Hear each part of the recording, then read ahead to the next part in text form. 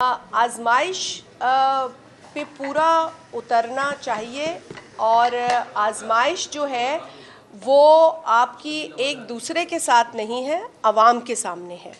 तो Pakistan peoples party के chairman जनाब बिलावल भुट्टो जरदारी साहब, जो खुद एक नौजवान कायद हैं और जिनको ये एजाज़ भी हासिल है पाकिस्तान की तारीख़ में, जो कि कोई चाहकर भी मिटा नहीं सकता, कि वो पाकिस्तान के यंगेस्ट फॉरेन मिनिस्टर रह चुके हैं। मतलब सबसे कम उम्र वज़ीर ख़ारजा रहने का एज़ाज़ जनाब बिलावल भुट्टो जरदारी साहब को हासिल हुआ।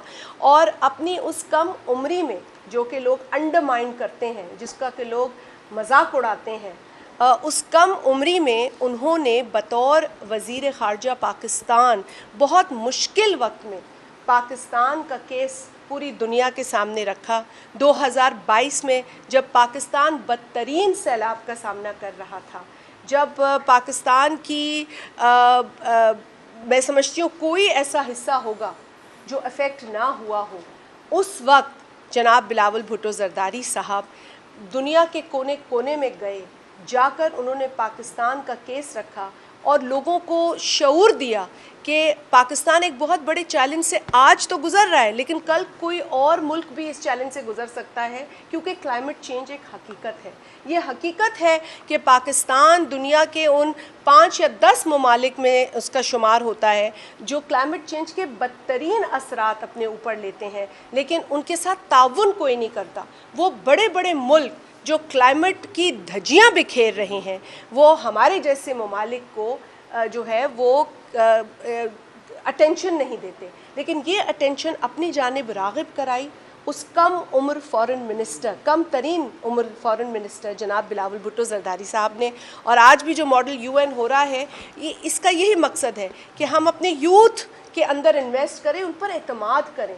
और जो आपने कश्मीर की बात की, वहाँ भी बिलावल भुट्टो जरदारी साहब एक यंग लीडर, एक नई सोच लेकर वहाँ बैठे हैं।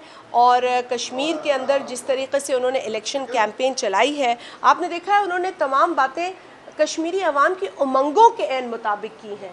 आज भी अगर आप उनके बयानात को उठा के देख लें तो वो ये कहते हैं कि जी बहुत अच्छा है कि आपने बस, एयरपोर्ट, हॉस्पिटल बनाने की बातें की हैं, लेकिन ये किसी के लिए कोई तोहफ़ा नहीं है, ये अवाम का हक है। मगर जो आपको असल बात करनी है वो लोगों को हक़े हुक्मरानी, हक़े मिल्कियत और हक़े रोज़गार देने की बात करनी है। और यही बात बिलावल भुट्टो जरदारी साहब ने की है। उन्होंने कहा है कि मियाँ साहब बुरा ना मनाएं, 3 मरतबा वज़ीर आज़म रह चुके हैं, जिसमें से 1 मरतबा वज़ीर आज़म बनने के लिए तो पाकिस्तान पीपल्स पार्टी ने ही उनको मदद की, क्योंकि आइन बदलना था और उसके लिए हमारी मदद की ज़रूरत थी। लेकिन बहरहाल 3 मरतबा वो वज़ीर आज़म रहे और उन्होंने वही बातें की कश्मीर में जिस दफ़ा भी वो जितनी मरतबा गए। लेकिन अब कश्मीरी अवाम कुछ और चाहते हैं, उससे ज़्यादा चाहते हैं। वो अपना हक़ हुक्मरानी चाहते हैं, वो अपना हक़ मिल्कियत चाहते हैं, वो अपने लिए हक़ रोज़गार चाहते हैं। और यही बात बिलावल भुट्टो जरदारी साहब कर रहे हैं। उन्होंने एक ट्रूथ एंड रिकन्सिलिएशन कमीशन की बात की है और उन्होंने कहा है कि ऐसा कमीशन बने, कश्मीर के हवाले से, आज़ाद कश्मीर में जो मामलात बिगड़े हैं पिछले चंद दिनों में या महीनों में, उन पर बात की जाए और उसमें सज़ा और जज़ा का तरीका उसमें ढूंढा जाए। ये तब ये भी ना हो कि आप किसी मासूम को सज़ा दें और ये भी ना हो कि आप किसी इंतशार पसंद को बढ़ावा दें। तो दोनों तरीक़ों से ये देखने की ज़रूरत है कि आखिर सच है क्या।